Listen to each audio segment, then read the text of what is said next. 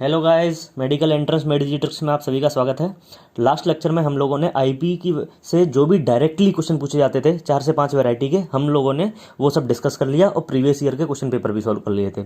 आज मैं आपको वो 8 से 10 वैरायटी के क्वेश्चन बताऊंगा जो कि डायरेक्टली लिंक्ड तो आईपी के कॉन्सेप्ट से ही हैं, लेकिन वो आईपी की लैंग्वेज में, आईपी की फॉर्म में नहीं पूछे जाते हैं। वो आपको किसी अदर फॉर्म में पूछेगा, जैसे कि आपसे वो reducing nature, oxidising nature, metallic, non metallic, reactivity, stability, basic nature of oxide और हाइड्रोक्साइड, एसिडिक नेचर, इस तरीके से कई सारी वैरायटी के क्वेश्चन है। वो आपसे इस तरीके से पूछेगा। तो बहुत सारे क्वेश्चन आते हैं मेंस में और इधर आईपीएमटी नीट में, तो उनको हम किस तरीके से 25 से 30 सेकंड के अंदर सॉल्व करना है, मैं आपको ऐसी जुगाड़ ट्रिक ब्रह्मास्त्र बताऊंगा जैसे आप उन क्वेश्चन को 20 से 25-30 सेकंड के अंदर सॉल्व कर सकते हो।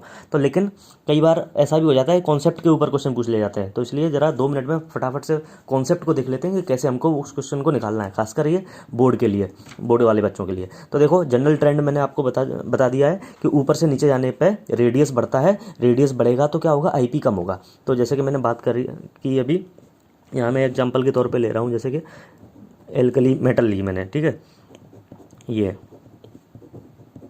ये मैंने ले लिया। अब देखो, ऊपर से नीचे जाने पे क्या हुआ, आईपी कम हुआ। आईपी कम हुआ मतलब कि इनमें से सबसे कम आईपी किसका होगा, सीजियम का। इसका सबसे कम आईपी होना क्या डिनोट कर रहा है, वो ये बता रहा है कि ये बहुत ही ईजिली इलेक्ट्रॉन को लूज कर देगा, क्योंकि बहुत ही कम मात्रा में मुझे एनर्जी देनी पड़ेगी। आईपी की डेफिनेशन यही थी ना भाई, कि मुझे इलेक्ट्रॉन को निकालने के लिए एनर्जी कितनी देनी है, वही आईपी थी, आयोनाइजेशन एंथैल्पी। तो इसको एनर्जी कम चाहिए इलेक्ट्रॉन निकालने के लिए, ये बहुत ही कम एनर्जी पे ही इलेक्ट्रॉन निकाल देगा, मतलब कि ये इलेक्ट्रॉन का लूज बहुत ही ईजिली कर देगा।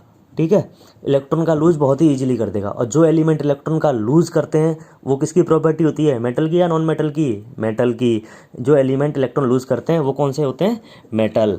तो यहाँ से अपने पास एक फॉर्मूला निकल के आ गया। देखो, इसकी आईपी सबसे कम थी तो इसका मेटेलिक नेचर सबसे ज़्यादा था, तो यहाँ से अपने पास एक इन्वर्स रेशियो आ जाएगा कि जो आईपी है वो इन्वर्स हो गया किसके, मेटेलिक नेचर के, वो इन्वर्स हो गया मेटेलिक नेचर के। अब देखो, आईपी इलेक्ट्रॉन लूज कर रहा है, जो एलिमेंट इलेक्ट्रॉन लूज कर रहा है मतलब कि वो क्या कर रहा है, खुद का ऑक्सीडेशन कर रहा है। खुद का ऑक्सीडेशन करेगा तो वो दूसरे का रिडक्शन करेगा, मतलब कि उसकी उतनी ही अच्छी रिड्यूसिंग पावर भी तो होगी।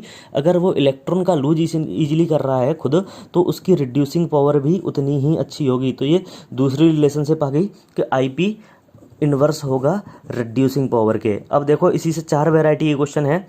मैं मेटेलिक है, नॉन मेटेलिक पूछ सकता है, रिड्यूसिंग है तो ऑक्सीडाइजिंग भी पूछ सकता है, आपको उसका अपोजिट कर देना है। अब ईजिली रिएक्ट भी तो कर रहा है, आईपी कम है, मतलब कि छोटी सी एनर्जी देने पे ही, नॉर्मल अमाउंट एनर्जी देने पे ही ये आसानी से रिएक्ट कर गया, मतलब कि इसकी रिएक्टिविटी कम, जितनी आईपी होगी रिएक्टिविटी उतनी ही ज़्यादा होगी। अब रिएक्टिविटी ज़्यादा होगी तो स्टेबिलिटी भी कम होगी। तो ये 6 वैरायटी के क्वेश्चन तो यही हो गए।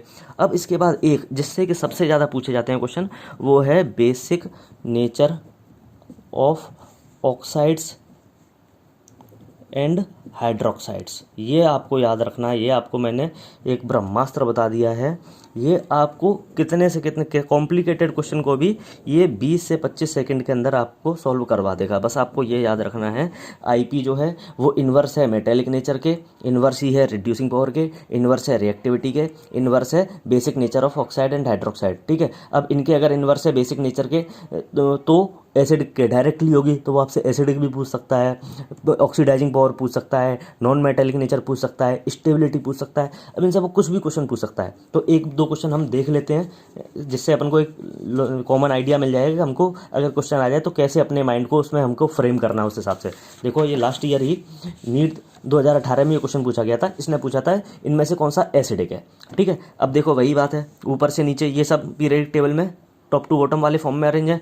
बेटा हम आगे इस तरीके से, ठीक है। अब इसमें क्या हो रहा है, देखो ऊपर से नीचे जा रहे हैं तो क्या हो रही है, आईपी कम हो रही है। ऊपर वाले की सबसे ज़्यादा क्या होगी, आईपी सबसे ज़्यादा होगी ऊपर वाले की। आईपी ज़्यादा है मतलब कि उसका बेसिक नेचर सबसे कम होगा। और इसने क्या पूछा है, एसिडिक, मतलब कि आईपी जिसकी ज़्यादा होगी उसी का एसिडिक नेचर भी ज़्यादा होगा। तो इसका आंसर जाएगा बीईओ। ठीक है, तो इस तरीके से आपको वो क्वेश्चन सॉल्व करने। क्वेश्चन की वैरायटी बहुत है, बहुत ज़्यादा क्वेश्चन आए गए हैं इस टॉपिक से, तो मैं सभी को सॉल्व भी नहीं करवा सकता आपसे। तो मैं 1-2 जनरल क्वेश्चन मैं आपको बता देता हूँ जो भी थोड़े अच्छे फॉर्म में पूछे गए हैं। एक AIPMT 2018 में पूछा गया था, 2008 में, सॉरी, इसको देखते हैं। बहुत ही अच्छा शानदार लैंग्वेज में पूछा था ये क्वेश्चन। उसने पूछा था कि ये इतने कंपाउंड है आपके पास 4, ये आपने पानी में डाले, ठीक है, तो इनमें से कौन सा सॉल्यूशन होगा जो कि सबसे ज़्यादा हाईएस्ट पीएच होगी। अब हाईएस्ट पीएच, पीएच मतलब वही एसिडिक बेसिक, हाईएस्ट पीएच पूछ रहा है मतलब कि वो पूछ रहा है सबसे ज़्यादा बेसिक कौन है।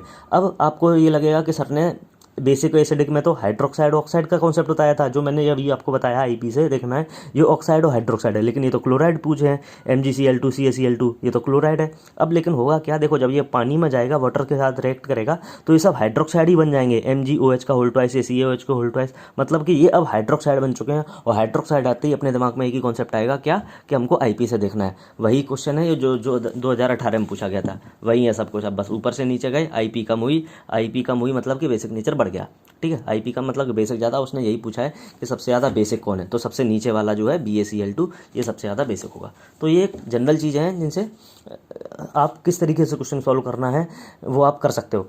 आप क्वेश्चन सॉल्व करके देखिए, पुराने जो भी आपके IIT में, नीट में पूछे गए हैं, कोई भी क्वेश्चन अगर आपको डाउट लगता है, कोई भी नहीं आता, आप मुझे कमेंट करें उस चीज़ को, मैं पूरी कोशिश करूँगा जल्दी से जल्दी आपको उस चीज़ का जवाब देने का। तो आप बस इस ब्रह्मास्त्र को याद रखें, ठीक है, और जल्दी से जल्दी उस क्वेश्चन को आप जिससे कि सॉल्व कर पाएँ, ठीक है। ये आईपी है, इन्वर्स है मेटेलिक के, इन्वर्स है रिड्यूसिंग के, इन्वर्स है रिएक्टिविटी के, और इन्वर्स है basic nature of oxide and hydroxide के, ठीक है। धन्यवाद।